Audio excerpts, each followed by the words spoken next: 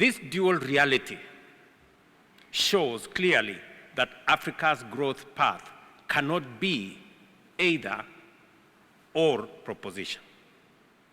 We cannot choose strictly between investing in services or supporting our primary industries. That would be a counterproductive and false dichotomy. We must do both simultaneously. Allow me to share the Kenyan perspective, which is certainly relatable to many African economies. Our experience suggests that while investing in services sector is necessary, it is not sufficient to address the urgent challenges of poverty reduction and unemployment while achieving meaningful economic growth. For example, over the past 30 years, formal employment in Kenya has remained relatively stagnant at about 3 million people, while employment in the informal sector has grown dramatically from fewer than 2 million people in 1990 to 17 million people today. Kenya is home to one of the most advanced financial ecosystems in Africa, with mobile banking, digital payments, and fintech innovations that have expanded financial inclusion to over 84% of adult population, up from 26% in 2006. Our capital markets are increasingly active and liquid. Nairobi hosts regional operations for global banks, investment firms, and insurance companies. We are expanding these platforms through regulatory innovation, digital integration, and regional harmonization under the East African Community Framework. Investing in agriculture-led industrialization can enhance domestic food resilience and secure food security. According to estimates by the Africa Development Bank, FAO, and McKinsey, Africa's agribusiness market could grow from US $300 billion in 2010 to US $1 trillion in 5 years, that is in 2030.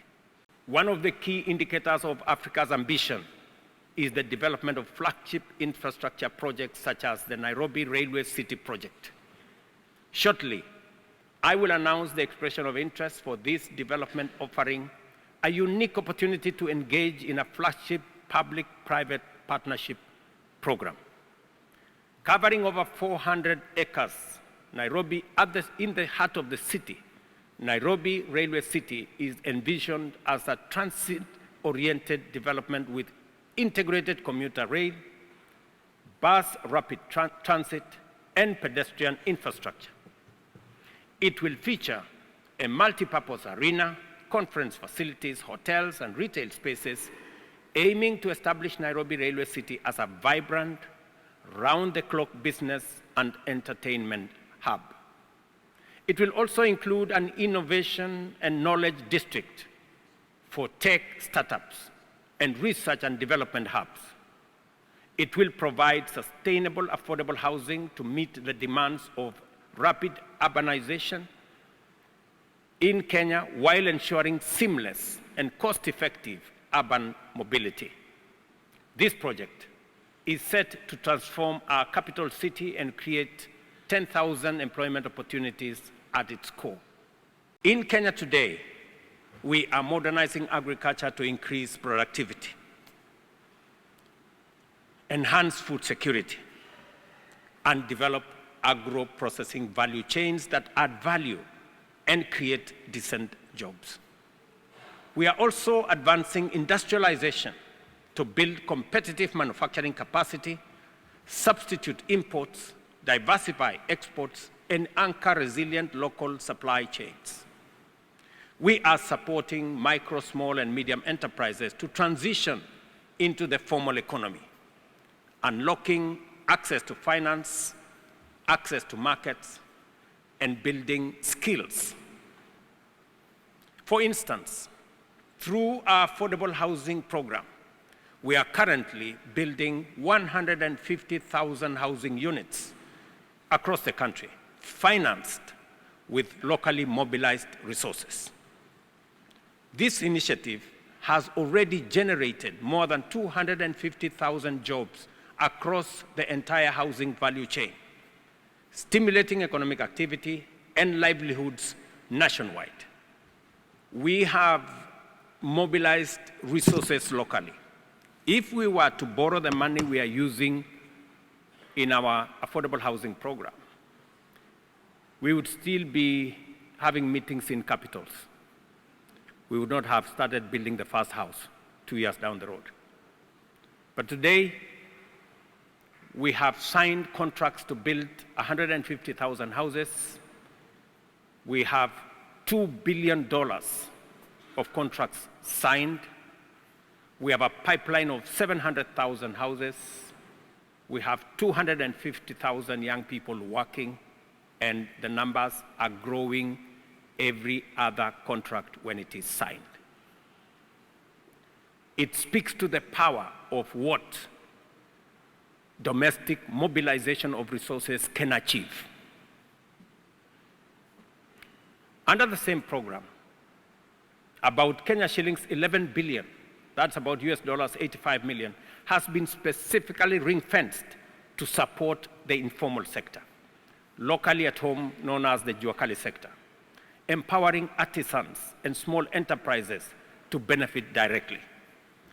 I had an occasion to speak to one of the Juakali enterprises. These are people who, in the past, did not have an opportunity to make any useful contribution. The last contract they signed with our affordable housing program was a 720 million shillings program.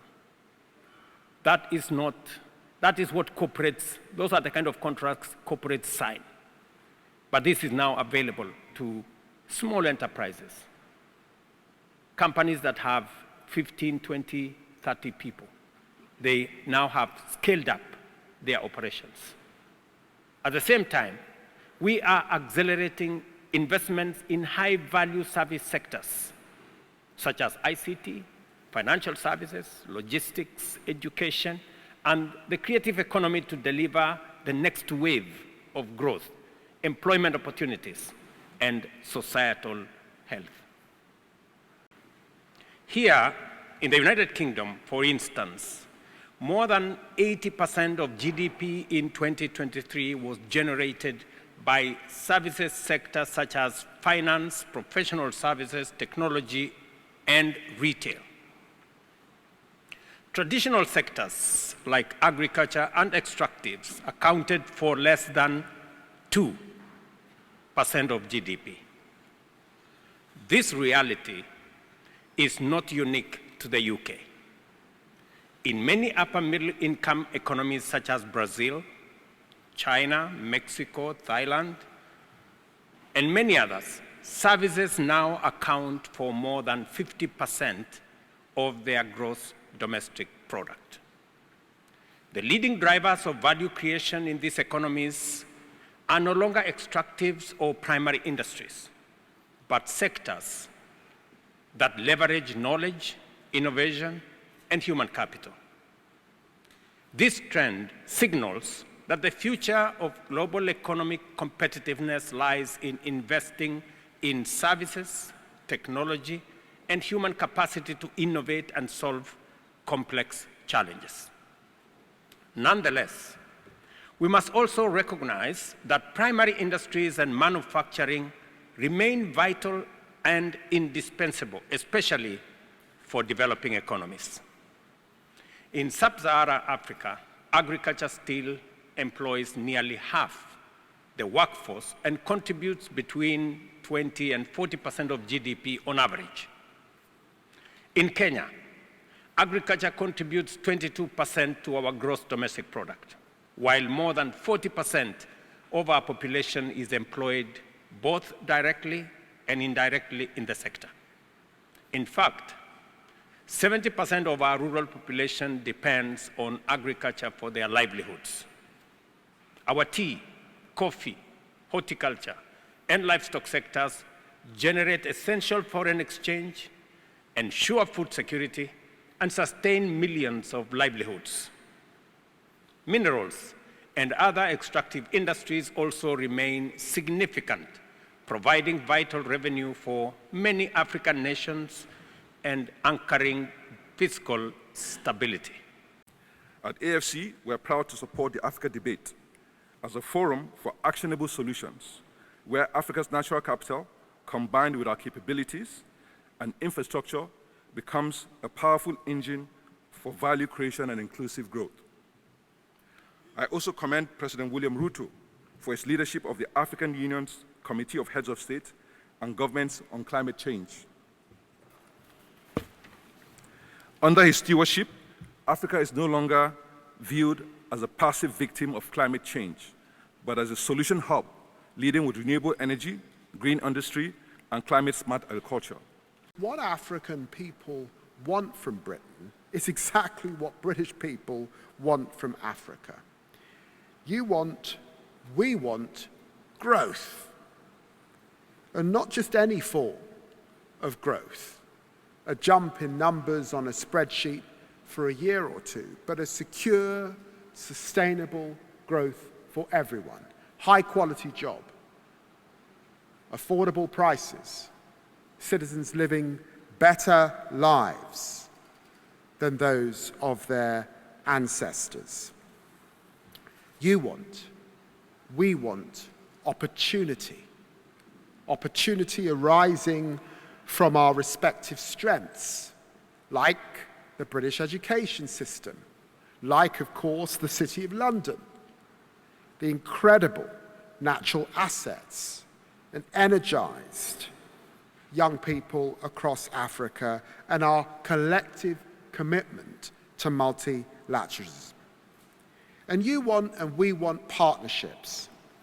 Partnerships that harness our deep historic ties and the array of personal connections that exist between us.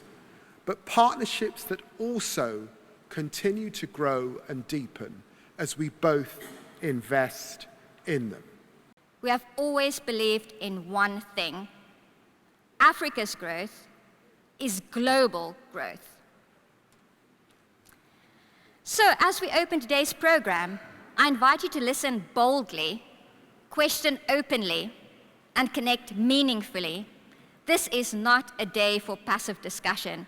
It's a day to forge partnerships, shape new ideas, and act with purpose, because the future is not written in the soil. It's written in what we do with it.